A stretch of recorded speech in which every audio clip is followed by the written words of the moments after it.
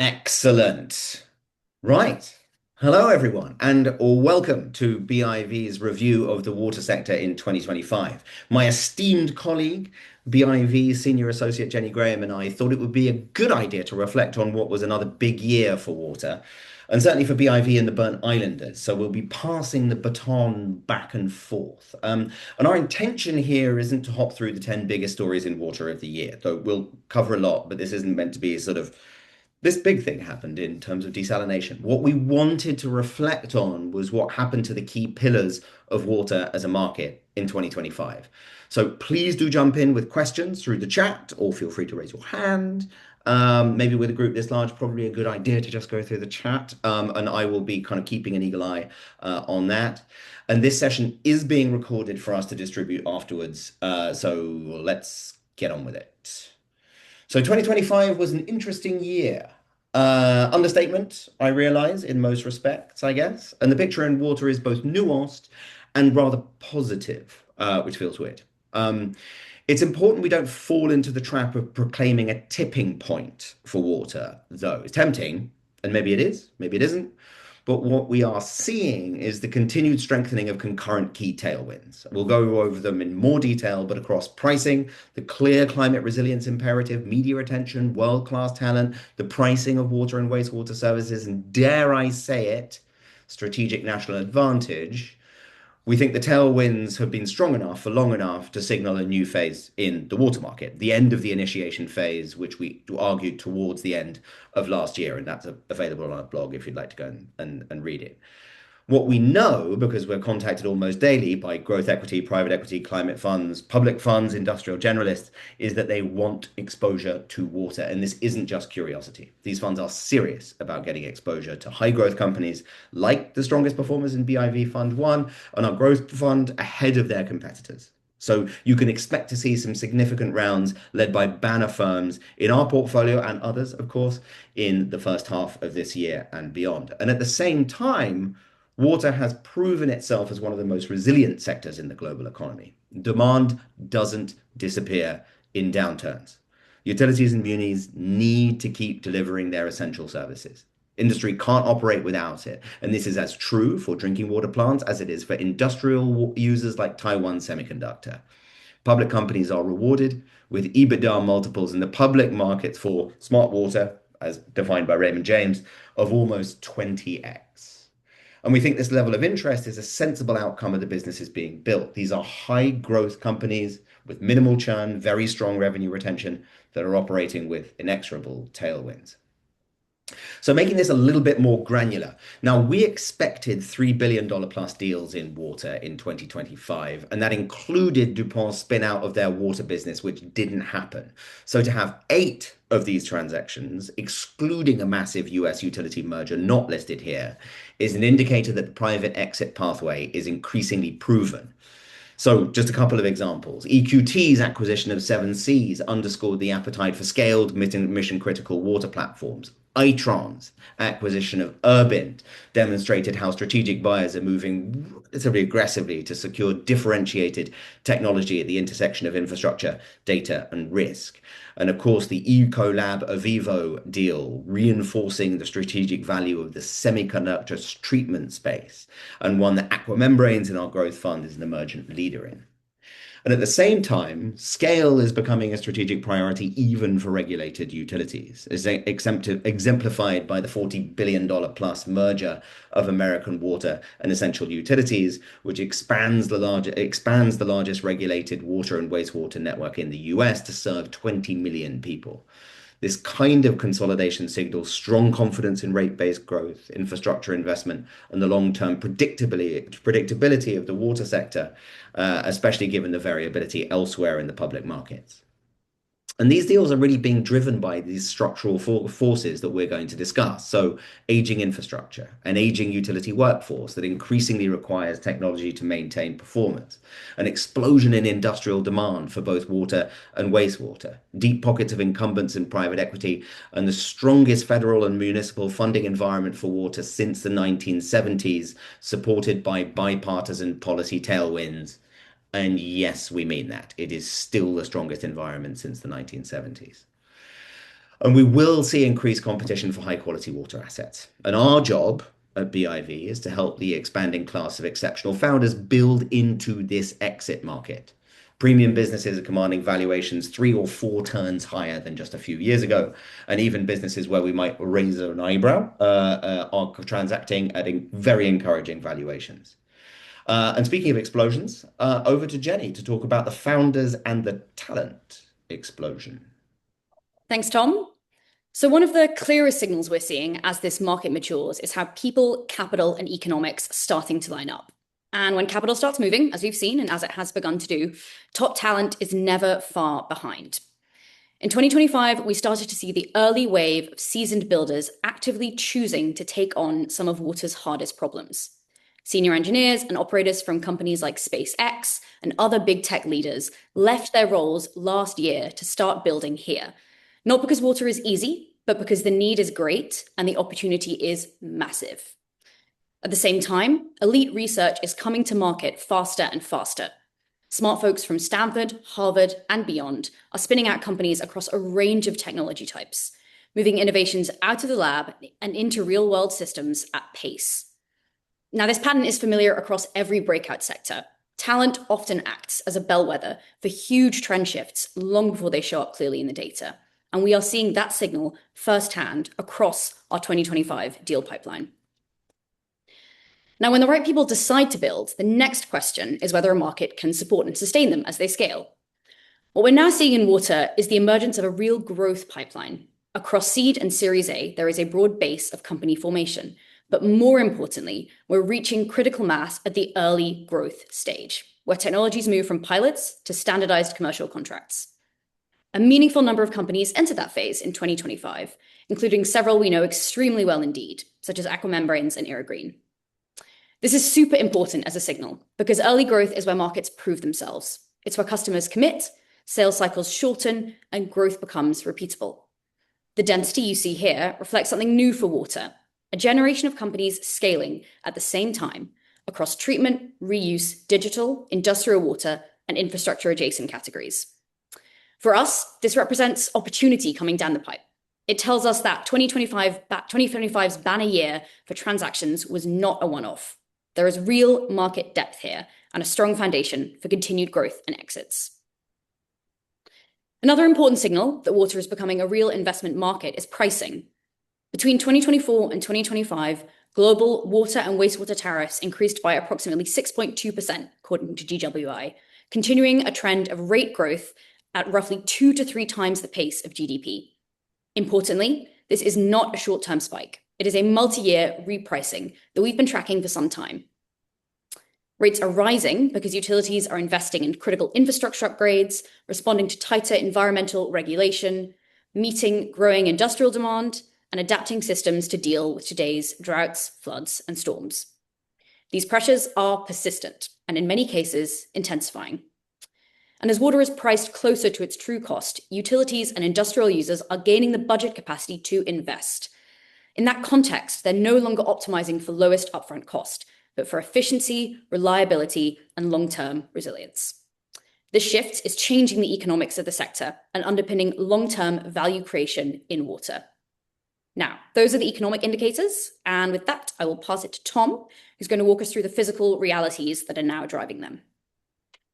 Thanks, Jenny. Yes, water is a physical molecule. We better have a look at what is happening in the physical world in 2025. So we wanted to take a step back quickly and look at the chief determinant, which very clearly continued its trajectory and continues this year if you're following the Australian drought, heat wave, and wildfires, and the current floods in Mozambique, Zimbabwe, and South Africa, just for a few examples. If you haven't seen it yet, this chart from GWI shows the escalation in excess inundation and drying. So flood and drought events, more than one standard deviation from the mean, measuring it worldwide through the gravitational pull of groundwater. And this is NASA's data. So what you see up to 2018 is the steadiness that we have relied upon in terms of our water cycle.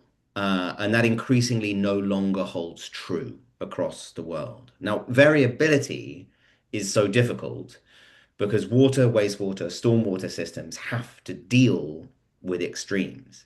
So, for utilities, municipalities, and industrial operators, this translates directly into higher operating costs and risk and greater pressure on capex budgets as they need to invest in upgrades and system resilience. And for people, this means uncertainty, disruption in their lives, potential displacement. And from an investment perspective, global spending will follow the same trajectory as the acceleration in water variability you see escalate from 2018 because we don't have a choice and it's not slowing down. The only way to cope with this is to spend on it because the damage is real. Across regions and income levels, we're seeing extreme rainfall events overwhelm systems that were never designed for this level of intensity. I mean, in 25, it's Kentucky, Pakistan, South Korea, Texas, Vietnam. We can see that stormwater infrastructure is aging, undersized, and increasingly misaligned, if it's present at all, with today's climate reality. And the drumbeat of stories is not only relentless, but given the competition for attention, it's easily missed. In the US, by the end of August, the National Weather Service had issued 4,000 flash flood warnings in 2025 up to that point, surpassing the whole year record of any previous year with a full 4 months of the year to go. And so for cities and utilities, flooding is no longer an infrequent event. It disrupts transportation, damages assets, contaminates water supplies, and drives enormous emergency spending that few municipalities are prepared for. And this is a good market for companies like Floodbase, Proviso, Epoch, who are focused on minimizing and understanding the damage from flooding. Monitoring, prediction, control, adaptive systems, and new insurance models are all becoming essential in this new world. And then turning to the other extreme, drought is just becoming more and more persistent. The world's now losing hundreds of billions of cubic meters of fresh water every year, including through the draining of our groundwater assets, while dry regions continue to expand and water stress becomes the status quo in many places. And this has very large and real economic consequences. A majority of global jobs depend on water. And in many of the world's largest cities, over extraction is already causing land subsidence and long-term system damage. And if you think that this is happening just in Mexico City, in May, a study published in Nature showed that 28 of the largest cities in the US, all 28 of the largest cities in the US, are sinking into the land on which they're built, with Houston setting the pace, with 42% of Houston, and if you've been to Houston, you'll know that is a lot, is dropping 5 millimeters annually. And that is enough for, over time, a lot of stuff to break. Southern Africa entered 2025 in drought, and by mid 2025, 90 million people were experiencing acute food insecurity. Zimbabwe, for example, lost 70% of its corn crop, and most of the country's cattle died of thirst. And as I mentioned previously, the large swathes of the country are now underwater. It's the truth of this lies in the extremes. And it's not only that, but the collapse in water levels behind the Kariba Dam led to Zambia implementing 21-hour blackouts with massive disruption to schools, hospitals, industry. Iran, of course, is in its sixth year of drought, and it is a material possibility that the 10 million citizens of Tehran may run out of water. So the time horizon is shortening, both for planning and execution. Risks once projected decades out are now appearing almost annually. There's going to be massive demand for alternative supply, recycling and reuse, efficiency technology, utility upgrades, and conveyance infrastructure renewal. If, of course, the political will and, frankly, the budgets, but the budgets are a function of political will, can be found. And political will is, of course, a function of attention, which Jenny is going to look at. Thanks, Tom. So one of the things that really stood out in 2025 was just how visible water has become. And as you can see here, it is truly global. Water has gone from being a quiet infrastructure issue to showing up in headlines across regions, industries, and political systems. From data center development in Pennsylvania, to drought planning in Greece, to dam construction and treaty stress in India and China, water shaped economic and geopolitical landscapes in 2025. As one example, a Guardian investigation late in the year documented more than 250 attacks on civilian water infrastructure in the Middle East over a 5-year period, highlighting how access to water is increasingly entangled with conflict and instability in parts of the world. Now, there's a common underlying dynamic here.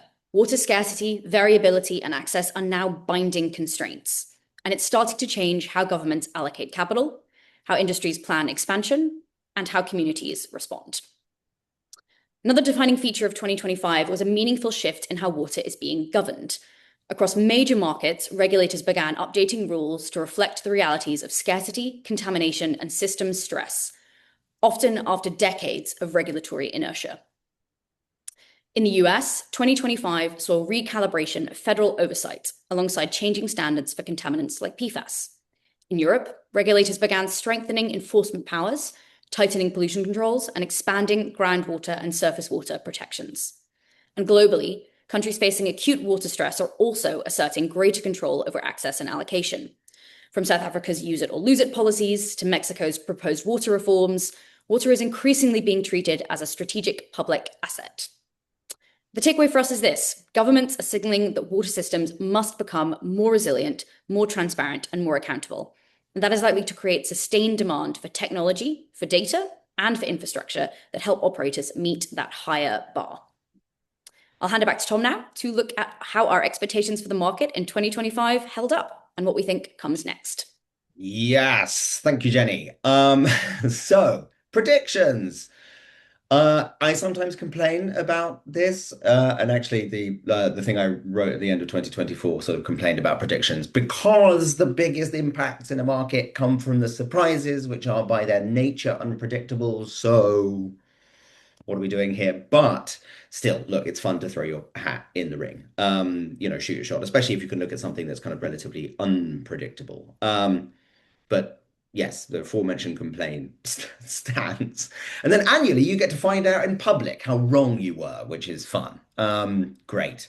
So I took a big swing last year, predicting $2 billion in VC flows, and we stayed flat at 1 billion. But interestingly, the deal count rose by about 20%.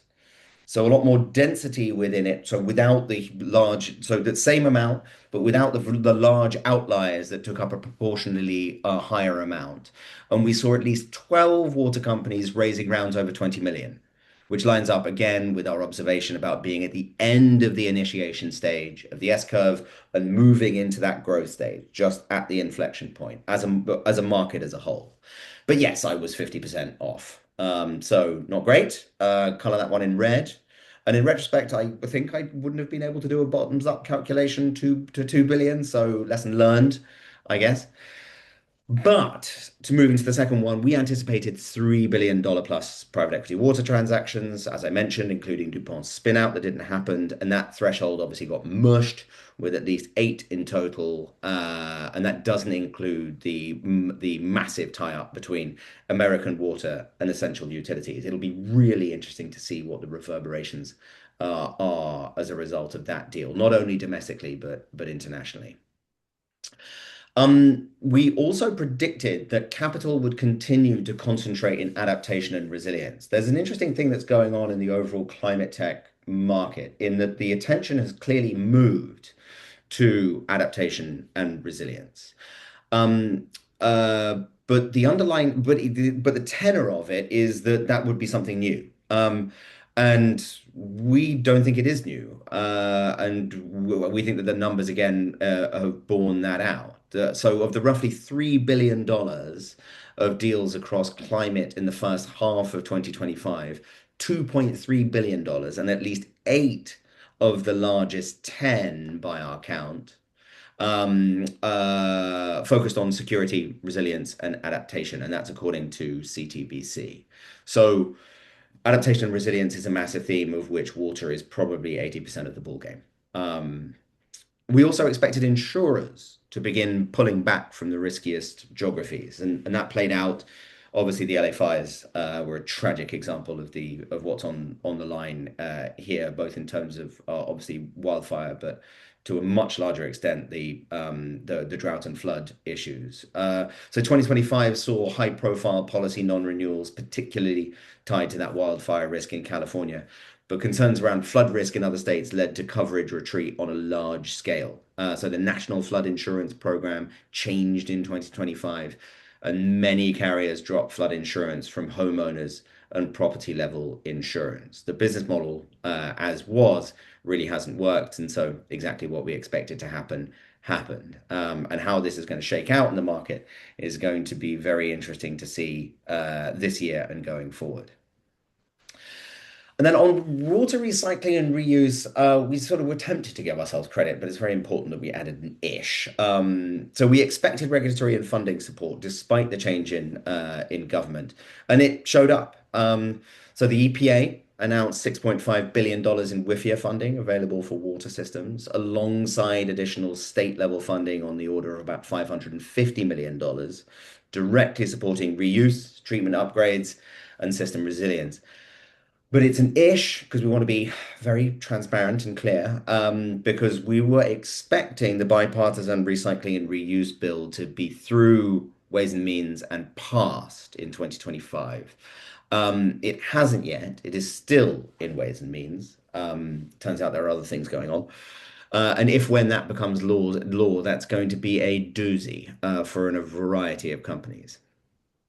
And then we had a couple of things that were slightly outside of water, but we think is pertinent to what's going on because they're kind of key determinants of what's going on in the economy as a whole.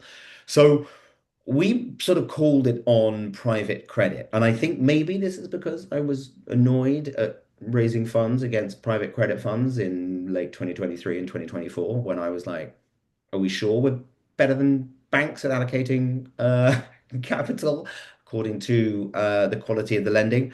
Look, it hasn't massively deteriorated. It hasn't completely blown up yet. But I would argue that with Pluralsight, First Brands, At Home, Genesis, Saks Global happening in December, the chickens maybe aren't fully roosting yet, but one or two of them have got decidedly sleepy.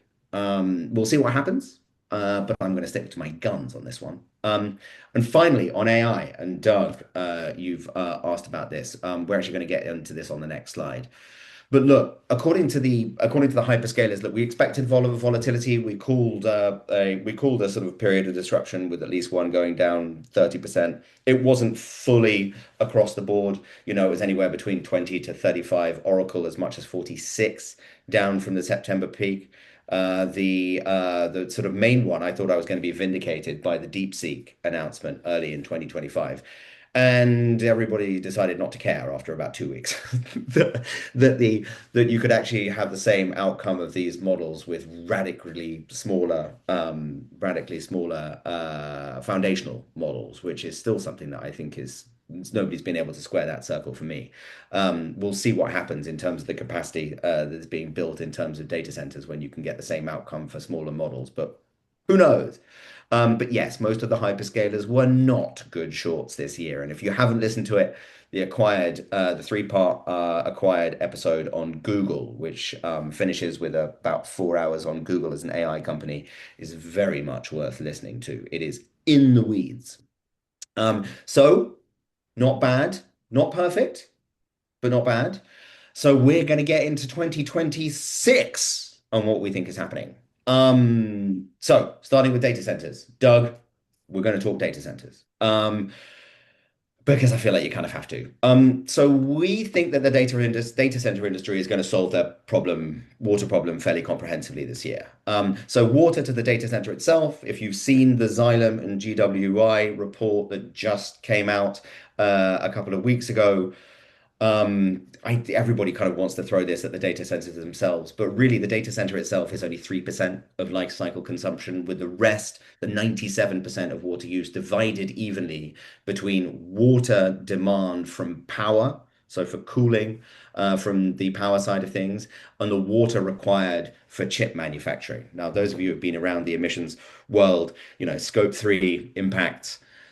We started talking about them when I was a consultant in that in 2008. There is more consideration of scope 3 impacts, but what you're really talking about in terms of the water footprint of data centers is a scope 3 impact. But nevertheless, even though they're going to solve it, we don't think it's going to solve their problem. We think that the main thing is that there is a clear and large erosion of the social license to operate. Data centers represent the loss of white collar jobs and through robotics, blue collar jobs. And we wouldn't be at all surprised if other states follow suit. Who knows whether it'll get through? It probably won't.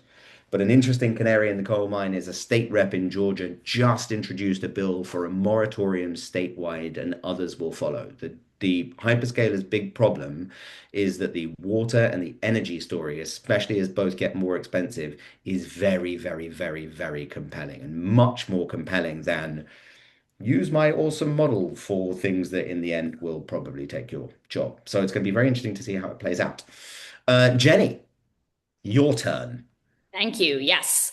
We also reckon that pressure will start to show, or sorry, continue to show up in pricing. So we're going to anticipate that water prices will rise at roughly 3 times the rate of GDP growth, continuing that trend we saw earlier, and reinforcing water's transition from underpriced utility to valued resource. Here's hoping. We also expect risk to be repriced. So states representing at least 15 million people will abandon the mandatory inclusion of flood and wildfire insurance in homeowners policies. And we think this will accelerate the shift towards more targeted market-based private insurance solutions. Tom. Yes, yes, yes. So to government. This is an interesting one because government is nothing if not wildly predictable. So we'll see what happens. But we're going back to the recycling and reuse legislation, which I know is very boring. Don't predict the same thing again. But it's important enough that we actually just think that this is going to be a significant game changer.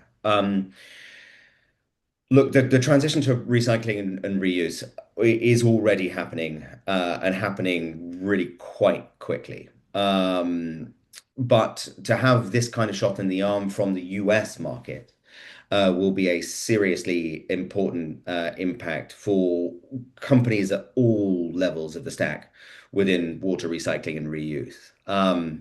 They've got enough time because, as I said, it's already in Ways and Means. So if it doesn't work out, I will be very annoyed and slightly embarrassed. So, so, and then next, yes, the capital side of things. So calling our shot again. Now we look at what is happening. Jenny took you through that slide of the critical mass at the Series B. And if you're looking at the companies moving through from the Series A into the Series B, we've already seen a couple of really interesting announcements already this year. We think that it's going to go to $1.5 billion. It wouldn't surprise me if it meaningfully exceeds it, but it would take a couple of mega rounds. Not totally clear where those might come from, but do we have a couple of companies going through fundraising processes at the moment that are garnering a very large amount of attention from some very, very deep pockets. So that new capital necessarily, of course, is going to come from non-specialist investors who increasingly view water as core infrastructure rather than a niche theme. So this is more about exposure to kind of the picks and shovels of industrial, but also government and government technology. People like things in the municipal stack at the moment. Um, and yeah, our hope is that those people who make those investments don't just do one of them. If you're going to do it, get multivariate exposure, because the worst thing that can happen is you make one investment and then it doesn't go well, and then you blame water rather than your own underwriting, I guess. But yes, we think it's going to be $1.5 billion, and I really hope we're right. Jenny, exits. Yes, on the exit side, we are upping our predictions. We are anticipating continued consolidation, and we predict 10 water sector transactions at billion-dollar plus scale and 3 at over 5 billion. And then to round us out, inside the utility itself, we think 2026 is the year that AI moves from pilot to production. We anticipate roughly 30% of tier one water utilities will deploy AI in core operations, driving efficiencies, driving down costs, and optimizing planned spend. Wunderbar. So that's it. Shot is very comprehensively called, and we expect to come back next year with a sea of green across all of these because Nostradamus ain't got nothing on us. Um, sort of. We'll see. You can see that we decided to not stray outside the lines into the world of sort of private credit and the public trading of infrastructure. Though I tried to, and I was rightly shouted down by the assembled within the VIV crew. Okay, so we've got a couple of questions here. Steve, thanks for linking to the report from Xylem. Doug, I think we've answered the AI data center. thing. Yes. I'm going Uh, to be talking about this at an event in not too long, and they expect me to come saying it's going to be terrible and awful and everything's bad. We just think the hyperscalers are going to solve it, and they'll do it in terms of probably their own proprietary models. We've seen a couple of quite interesting but very expensive technologies that are taking square aim at this. An increasing demand, yeah, the way in which you've got to think about it is through semiconductor demand and power demand. It's like, data centers, we don't need another level of abstraction that is on the order of magnitude of golf courses, but you're really only looking at the order of magnitude of golf courses. And as you know better than most, this is really a kind of a local thing. But local means local decision makers, and the determinants of local decision making are very much influenced by people who show up and show up loudly, and those are most likely to be the people who have grievance. So I really do think that the hyperscalers got a job on their hands to get this stuff actually built. That's even before you get to things like grid interconnection and the availability of gas turbines to power these things. The tech stack in order to get the proposed infrastructure built and the timelines is very, very long. So it's a big question as to when the water impacts show up. Matthew Klein, Dr. Klein, good to see you here. Expanding on number seven, can you anticipate a distinction between private water and public water deployment of AI? What role will economic regulators play on the private water side of the question? Jenny, do you want to take a swing at that? Do you want to take a swing at that first? I have sort of thoughts not fully formed, but not, what do you think? Yeah, I mean, I think I can speak from the perspective of what we're seeing in the pipeline, the companies that we see on a daily basis. Um, I think uh, in the last few months we really have seen an uptick in companies serving both private and public. On the reception side, I'll leave that to you, Tom, maybe, but I think the supply is there. And we can only listen to what the founders, the people closest to the problem, are telling us, which is that they're hearing demand for AI solving real world problems across both public and private. And I think 2026 is as a year is going to be when a lot of those solutions get baked into sort of a lot of those solution types get baked into RFPs, get adopted. And that's sort of our take on the sort of adoption that we're seeing. Yeah, I'd agree with that. I think the economic regulators aren't going to complain when costs go down and service levels go up. And this is really what you're talking about, right? For example, I don't think we've actually so current water. They are on track, I think, to be the fastest to 1 million in ARR that we have seen, and they are selling billing software to utilities. Um, because at the moment billing is managed through spreadsheets and hope. Like it's really not good. And this is an absolutely astronomical amount of money that of passes through the hands of utilities every year. And at the moment it's managed extremely badly. And the same goes for energy use and then the overdosing of chemicals, really actually understanding what's going on in real time in your plant. So you have to manage it to a margin of safety. And within that margin of safety, it's perfectly rational in the absence of insight and data. But within that margin of safety is usually radically oversized costs. And the imperative is the reduction of costs. So our argument would be that the economic regulators, as long as the founders do what they need to, which is to prove that this isn't going to have like imply like public access to firewall data and all the rest of the rest of the issues, as long as there are no as long as there is a human in the loop and it's the human pulling the switch, right? All of this stuff, we don't necessarily want unproven algorithms controlling our drinking water plants. But what we're really looking at this is in terms of operational complexity and reduced cost, which is we're pretty confident that the regulators will be fine with it.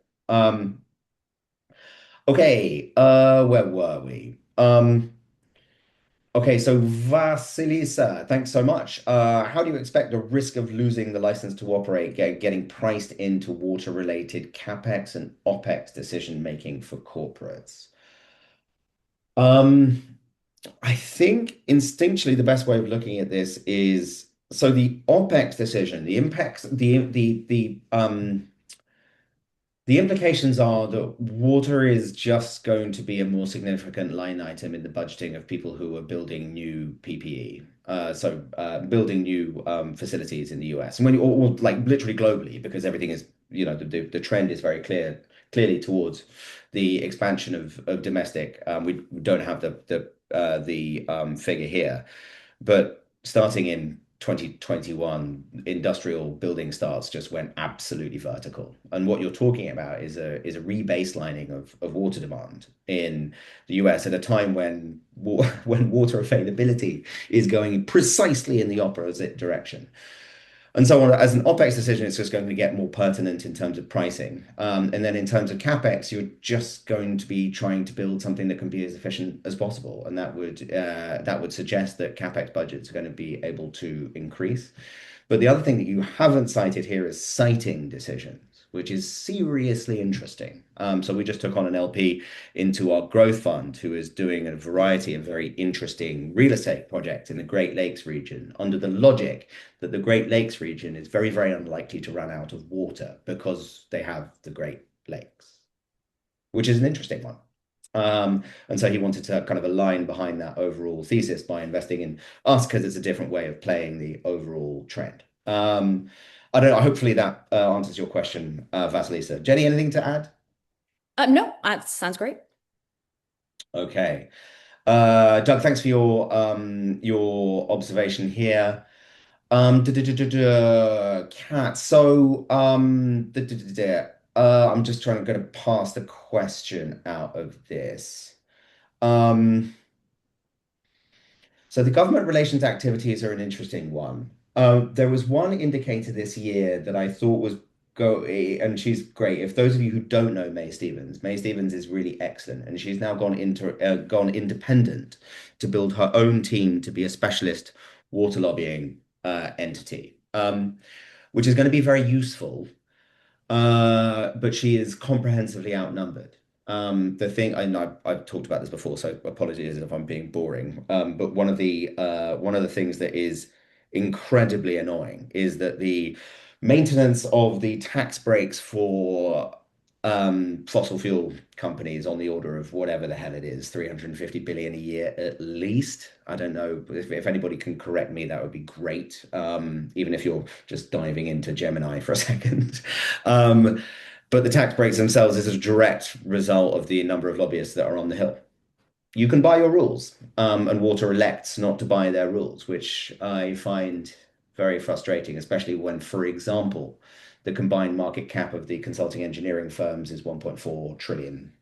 Like we have the ability to go and play in that market in the way that we could, and I would argue should. Um, but it doesn't usually work kind of out like that. Um, Rose, Can I just jump in on one point there on the please do, please do, please do. government relations side of things? So obviously, as you all know, we have no problem using our voice and where where needed, making our opinion heard. But I think one of the ways that we like to get involved in the world of policy is via incredible organizations who do it very well already. Folks like Current, you mentioned the Great Lakes, so it's already in my head. Yep. But there are a lot of kind of cross-sectoral organizations who unite kind of startups, industry folks, utilities, and kind of can advocate for water policy changes, greater support for private ecosystems, and I think one of the most effective ways that we get involved with policy and with government is via organizations like that. Excellent. Thanks, Jenny. Rose, you brought up the P word. Talking PFAS. Jenny, sharpen the pencil. So the question is, over the next couple of years, where do you expect the biggest investment and M&A activity in the PFAS space? So if you're talking the next couple of years, just understanding the degree of development of the technologies that are out there, as well as the predilections of the potential acquirers. I would be surprised if anyone got pertinent enough, and if the sharpness became enough in the industry in order to precipitate major M&A moves specifically driven by PFAS. So if you're sort of thinking like, the Ecolab Avivo semiconductor water deal, certainly nothing on the order of that magnitude. In Europe, you may see things moving fast enough for example, the kind of GAC ion exchange majors to want to tack on PFAS destruction capabilities. You may see, because what we are going to see, I think, from the majors is more of a move towards, we're just going to solve your problem, right? We're not going to offer you a thing that does a thing. We're just going to solve all of your water problems. And as you do that, PFAS is going to be one of them. So having that PFAS availability may well turn out to be an improving competitive advantage. If I had to say, it would be at the end of the two year kind of life cycle and development of the private company options that we're seeing at the moment. But on balance, I would say it's probably going to be longer than that before we see meaningful moves in terms of bringing destruction, in particular, capabilities in-house. Jenny, throw me under the bus. No, I think I broadly agree with your timeline. I think we've seen that time horizon for exits within the PFAS space be pushed out a little bit, what with the regulatory changes we referenced earlier in the presentation. I think we remain optimistic about developments and changes in Europe. The regulation is moving there slightly differently. And I think there is perhaps more appetite for investment and M&A activity in PFAS in Europe. And then I think more specifically, even within the PFAS space, I think in general, well, we like all water technologies, but I think in general, BIV does love to invest in picks and shovels technologies, enabling technologies that are maybe not, sort of underpin the space more broadly. And so within the PFAS space, one area that we have been excited about, I'm excited about, is sensing. The sensing technology that enables remediation, PFAS remediation in a variety of different water and waste streams. So I think that is one area where we could see greater activity around sensing, whether it's real time in field or even lab-based technologies. But I think sensing is one area that could see a lot of growth. Yeah. The one thing, and I don't know whether it's intractable or not, just to add on to that, we've only seen one company in soil or ground contamination of PFAS. Everybody's looking at it in terms of aqueous suspension, or not suspension, but presence in aqueous flows.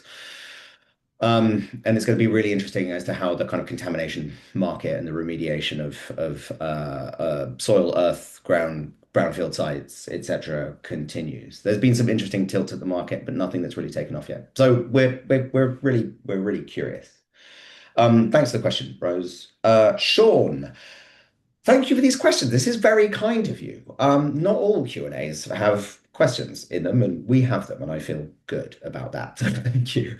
Water sits at the intersection of private incentives and public needs. In sectors where venture capital leads innovation, how can investment models ensure that public interest outcomes are protected and advanced when private and public priorities diverge?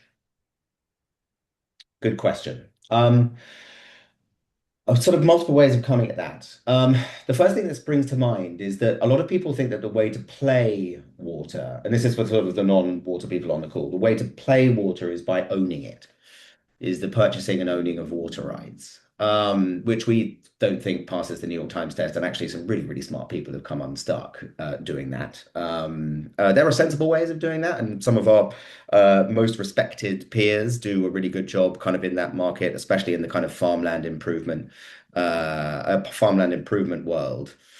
But we are implicitly the other side of the trade. So I think that what unlocks this is when the interests are aligned. So look, is it helpful to business models that water is getting more expensive? I mean, I don't know how many people on this call actually know what they pay for water. I mean, unrepresentedly a lot, I would have thought. But I'd be very surprised if it was more than 20%. Like, it doesn't show up. right? And so it is important to have more of a price signal, but it is a regressive tax.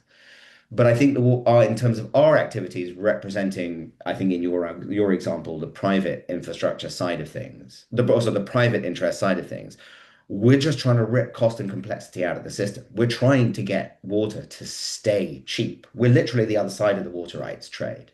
Like if all of the stuff, if you look across the BIV portfolio, and not to necessarily make this all about us, but if you look at the BIV portfolio, pretty much everything if it goes and becomes really big, what you're removing is an upwards cost pressure on water, wastewater, stormwater. And that's something that we will continue to do forever.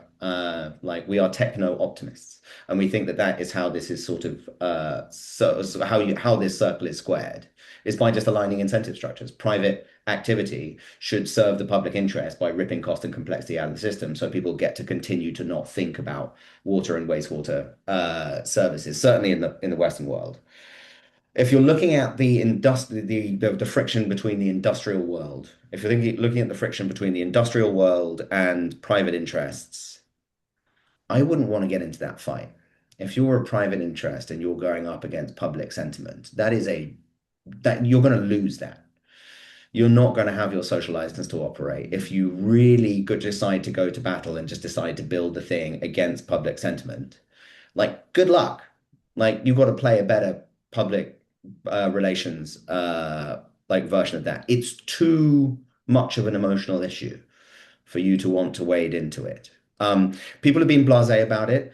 I don't think going forward people are going to be blasé about it at all because we went through the attention slide, and that's just a start. It's just going to get worse. And yeah, I mean, like worst case, this is kind of what, this is what if you're thinking about eminent domain, if you think eminent domain is going to be used for kind of power conveyance infrastructure, just wait until you get into an eminent domain case around water. The local government will win all day long and twice on Sundays. I mean, that's what I would say. Jenny, anything there? Yeah, I think I'm going to put my like techno optimist hat, my rose-tinted glasses on.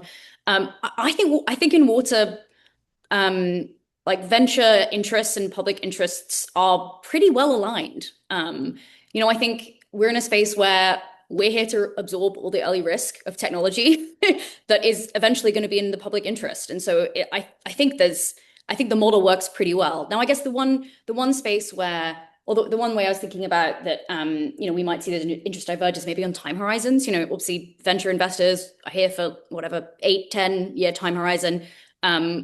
That a lot of people can see that and think, okay, short-term value creation. We're not here about long-term value creation. And I think most people would argue long-term value creation is in the public interest, or long-term service, I should say, is in the public interest.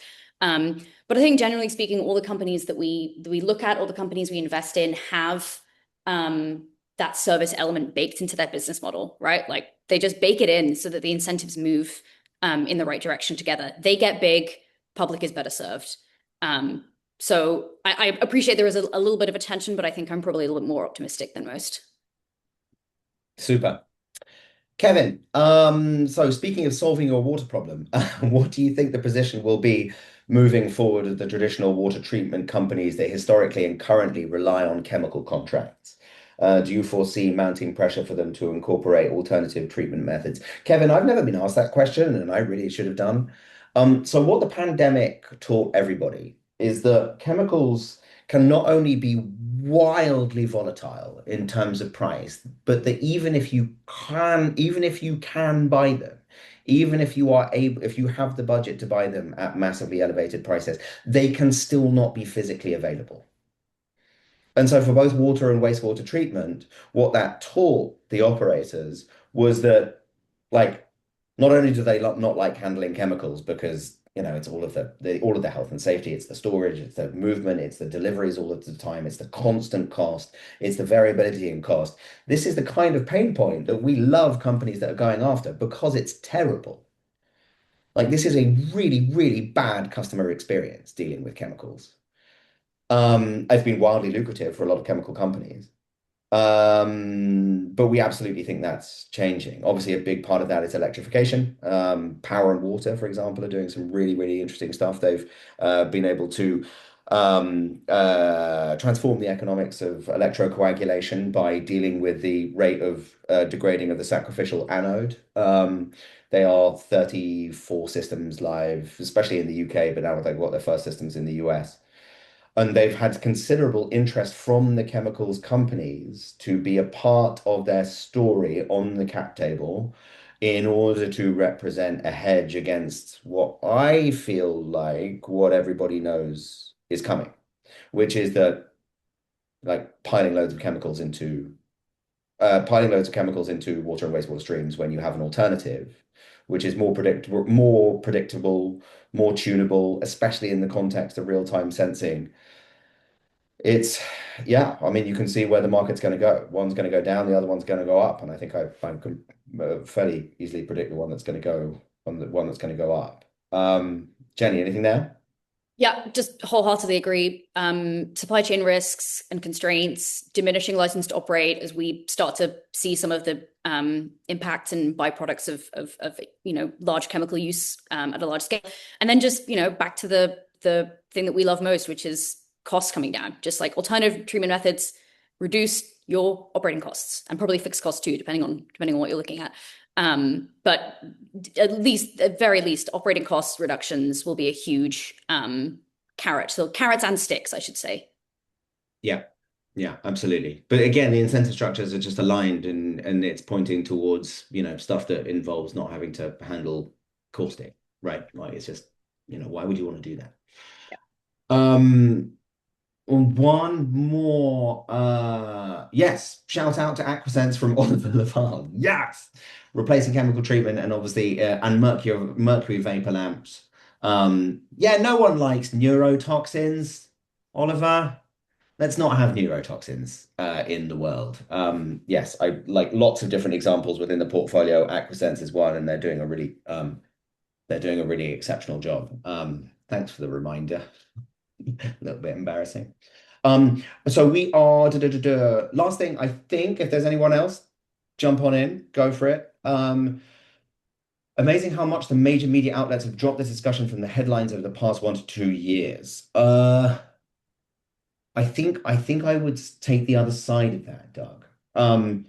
Hopefully what we showed with the world map with all of the headlines coming out of it. I think the problem with the consumption of media is that stuff like this, I mean, I'm sure like I don't know whether anybody had heard about uh the reduced reservoir levels in Zambia and the issues in Zimbabwe and the maybe even the wildfires that are going on in and the drought that's going on in Australia, the fact that Iran had been in drought for 6 years. It's just really easy to miss stuff. And actually, if you look back up, for example, the New York Times, and I know, guy in Brooklyn reads the New York Times. Look at that.